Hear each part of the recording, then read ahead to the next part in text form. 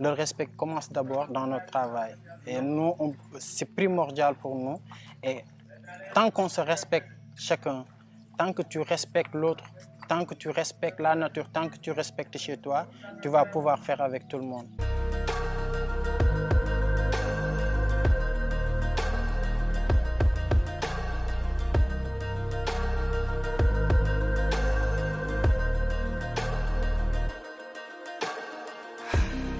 Je suis contente d'être avec toi, Bruno. Alors, tu es le manager de ce magnifique chantier. C'est toi un petit peu, tu travailles avec une association, tu as de grands projets. Ici, à Nianing, vous avez créé du coup un espace vert pour les gens. Et il y a une énorme philosophie derrière. Donc, est-ce que tu peux présenter et puis nous parler un petit peu de ce projet, pourquoi tu l'as mis en place avec ton association? Ok, donc je me présente, je m'appelle Bruno Sen et je suis le président de l'association Ham Hamle, comme vous venez de le dire. Ham Hamle qui veut dire en français savoir et faire savoir. Donc notre idéologie, comme vous venez de le voir à Nianing, donc c'est notre deuxième chantier actuellement qui est en train de créer des espaces verts. Le projet s'appelle Samagorset, que mon quartier soit propre. Donc l'objectif c'est ça. L'objectif c'est de créer des espaces verts avec l'association avec qui je travaille actuellement, qui s'appelle Ham Hamle. Et donc notre objectif c'est comment on peut rendre notre société au fait accessible, propre, mais aussi par rapport au réchauffement climatique, comment on peut contribuer à cette menace-là du réchauffement climatique. Donc c'est notre objectif majeur, c'est ça en gros somme. Et on est avec des jeunes du quartier et on fait en fait des formations par rapport à ça aussi. Donc c'est ça l'idéologie. L'idéologie c'est de pouvoir mettre dans chaque quartier de Nianing un espace vert comme ça tout le monde pourra s'en bénéficier. C'est un très gros projet, un très beau projet. Alors j'ai vu vous aviez utilisé des pneus, il y a un côté vachement éco-responsable dans tout ce que vous faites. Tu m'avais dit que tu étais très engagé par rapport à tout ce qui est recyclage, plastique, ne pas jeter, mais utiliser un peu tout ce qu'on trouve des fois pour faire... alors il y a des pneus pour s'asseoir, enfin voilà, vous avez créé plein de choses. Tu peux expliquer un petit peu cet état d'esprit par rapport au recyclage du coup? Ouais, cet état d'esprit, ça vient par rapport au nom propre de l'association. Donc, ça vient au fait de Hamhamle, comme on a dit, savoir et faire savoir. Parce que nous, depuis 3 ans de cela, lorsqu'on a créé notre association, on s'est dit qu'on ne va pas simplement rester à Nianing et regarder notre idéologie de travailler. Non, non, le Sénégal est grand. Donc, on a préféré faire des cotisations entre nous et pouvoir voyager dans beaucoup de régions du Sénégal, surtout vers le sud. On est parti vers le sud et donc on a rencontré là-bas des jeunes qui font pareil que nous, mais qui utilisaient les pneus. Et avec eux, on a pu faire des échanges. Ils nous ont formés à pouvoir faire des pneus et des recyclages et ça nous a beaucoup inspiré de ce fait. Donc c'est nous qui avons amené nos touches perso en créant des bancs avec, en créant des pots de fleurs avec.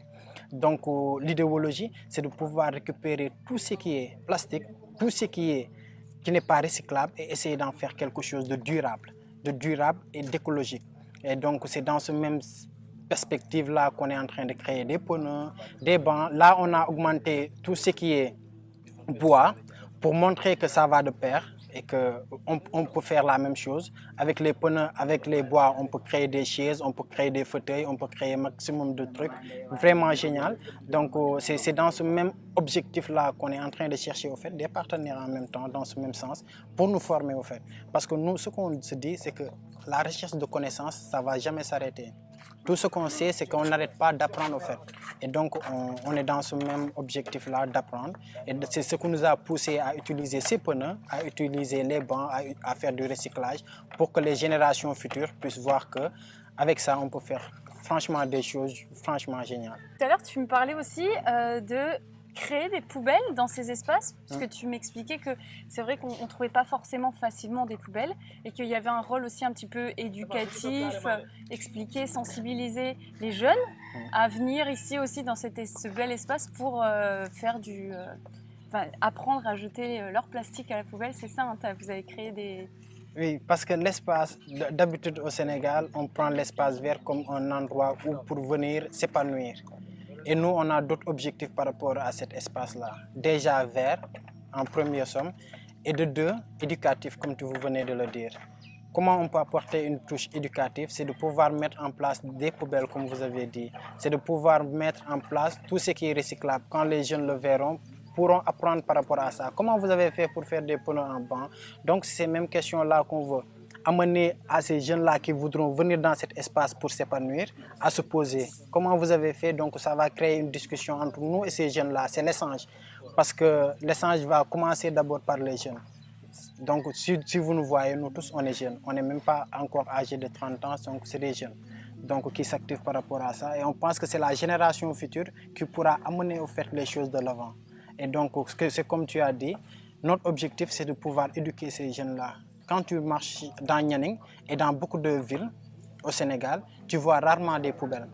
Et que nous, on incite aux jeunes de ne pas jeter les déchets plastiques, de ne pas jeter, parce que ici, vous voyez, vous rentrez dans les maisons sont propres, mais quand vous sortez dans la rue est sale, parce que tout ce qu'on ramasse, tout ce qu'on nettoie dans la maison, on le jette dans la rue. Et que ils n'ont pas compris que c'était retour en arrière, parce que ces déchets-là qui vont retourner aussi dans les maisons, et donc c'est contradictoire. Parce que là, c'est l'État qui doit mettre en place des poubelles, et on en parle, et nous, en tant que jeunes, ce n'est pas pour jeter des pierres ou bien ce n'est pas pour manifester, mais on s'est dit qu'on va manifester positivement. C'est en commençant par nous d'abord de mettre des choses sur place, c'est comme ça qu'on manifeste. On ne va pas manifester en criant ou bien en sortant dans la rue. On est jeune, on est fort, on peut créer des pneus, on peut créer des poubelles avec nos propres moyens. On va le faire pour inciter au fait cet État-là de pouvoir nous accompagner pour en faire quelque chose de gros. Parce qu'on aimerait que dans tous les quartiers de Nianing, dans chaque 100 mètres, tu vas trouver une poubelle pour pouvoir jeter quelque chose. Parce que tu ne vas pas dire aux jeunes ne jette pas et tu ne vas pas mettre des poubelles sur place pour que lui inciter de jeter dans les poubelles. Et donc c'est toute une éducation qui doit commencer dans les maisons, dans les concessions d'abord, avant de pouvoir sortir dans la rue. Et que c'est ça qui nous amène, nous, en tant que Khamkhamlé, en tant que jeunes, de s'activer par rapport à ça, d'être accompagnés par des jeunes, parce que c'est primordial pour nous d'être accompagnés par des jeunes. Et tout ce qu'on fait, c'est fait par des jeunes et pour les jeunes. Le but, voilà, c'est d'inspirer les gens à faire un peu comme vous et à s'intéresser. Donc c'est cool. Je pense que c'est le bon moyen d'arriver. Les gens écoutent plus que quand on crie. Et ils se disent « Ah, mais c'est cool en fait, ça les fait réfléchir ». Pour terminer cette interview, ce serait quoi ton message positif que tu auras envie de communiquer? Alors, soit à la planète entière, soit aux jeunes de ton quartier ou aux jeunes en général. Je ne sais pas, est-ce qu'il y a une phrase positive que tu aimerais dire, un conseil? Si ça vient particulièrement de moi, c'est d'abord le respect.